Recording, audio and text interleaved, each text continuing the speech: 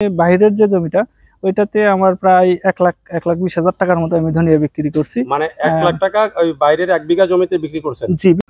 আসসালামু আলাইকুম, সবাইকে শুভেচ্ছা। আশা করছি সবাই ভালো আছেন।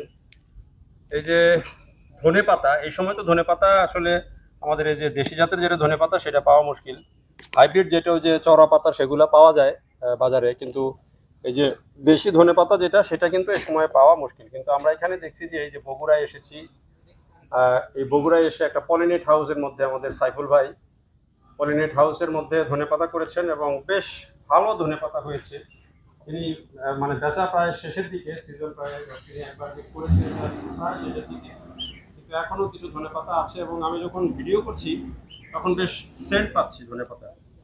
মানে হচ্ছে এই যে ভিডিও আছে, উনি অনেকগুলা বেডে করেছিলেন। আর এটি হচ্ছে পলিনেট হাউস, তার এখানে অনেক রকমের চারা আছে, পাশাপাশি এই ধনেপাতা তিনি একটু করেছেন। তো আমরা একটু সাইফুল ভাইয়ের কাছ থেকে শুনি যে এই যে ধনেপাতাটা তিনি করেছেন, এই ধনেপাতাটাতে কিরকম এই যে সিজন, সাইফুল ভাই একটু শুনি আমরা যে এই ধনেপাতা যে এখন করলেন এই সময় কতখানি জায়গায় করেছেন আর কিরকম এগুলোর ফলাফল কিরকম? জি, আমি ধনিয়া পাতা আমার পলিনেট হাউসে এখানেও করেছি এবং আমি বাহিরেও এই বর্ষাকালীন ধনিয়া চাষ করেছি। বাহিরে 1 বিঘা জমিতে আমি ধনিয়া চাষ করেছি এবং এর পলিনেটের ভেতরেও 20-25 শতক জমিতে আমি করেছি। আমি বাহিরের যে ধনিয়াটা ওইটা আমি বিক্রি করছি 120 টাকার থেকে শুরু করছিলাম, এখন আজকে বিক্রি করছি 300 টাকা কেজি। সেক্ষেত্রে বাজার ওঠানামা করে, সেক্ষেত্রে আমি ওইখানে বাইরের যে জমিটা ওইটাতে আমার প্রায় 1,20,000 টাকার মতো আমি ধনিয়া বিক্রি করছি। মানে 1,00,000 টাকা ওই বাইরের 1 বিঘা জমিতে বিক্রি করছেন? জি, বিক্রি করছি। কত টাকা ওইটাতে আপনার?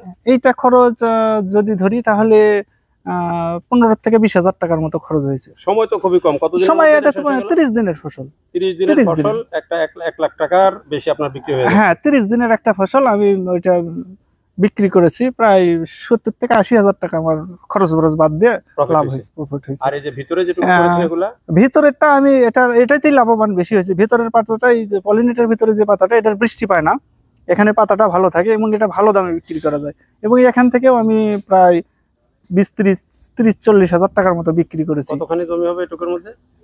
না, এটা হবেই তো আপনার 7-8 শতক জমিতে করেছিল, 10 শতক জমি। তার মানে সব মিলায়ে ধনেপাতা যদি মানে সারা বছরই এখন করা যাবে? হ্যাঁ, আমার এখানে আমি সারা বছরই করি, এবার থেকে শুরু করেছি, আমি সারা বছরই করি, কিন্তু শীতের সময় যায় আমি করি না। ওই সময় দাম বেশি পাওয়া যায় না, ওই সময় দাম কমে যায়, অন্যান্য কৃষকেরা করে, ওই সময় আমি করি না। মানে এটাই হচ্ছে একটা বড় প্লাস পয়েন্ট। হ্যাঁ, এটাই। আমি শুধু এই সবজি না, আমি যে কোনো সবজি করি, সেটা সাধারণ কৃষক যখন করে আমি তার উল্টোটা।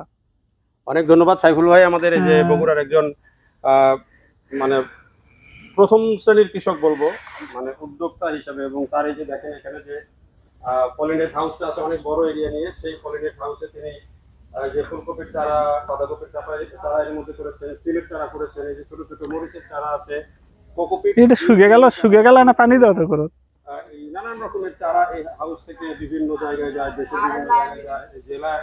আরে ও যে আদে পুলো তো আদে ধনে পাতা তুলে থুলু তাতি।